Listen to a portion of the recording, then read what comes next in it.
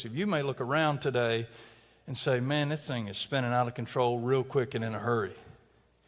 And that would be your perspective at this moment in time. You would have said the same thing if you stood in Corinth. You'd have said the same thing if you stood in Rome. You'd have said the same thing if you'd have stood on the shores of Germany or in Europe during World War II. It would seem as though everything is spinning out of control and no one is really in control.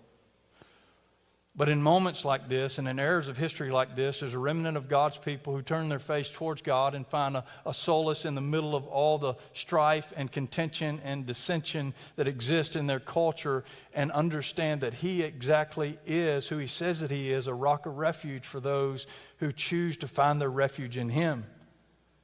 And you will see that under the providential hand of God that He has sustained the world even in its rapid depravity and decay, and yet left us here as the means of delaying that decay. That's what you're doing in the culture in which you live. You're delaying the decay. You're the salt of the earth, the light on a hill. And what that means is by your choices, by your behavior, by your action, by your forgiveness, by the gracious way in which you live, by being a servant of the holy God who exists and is sovereign over all things, you are delaying what in some ways is inevitable.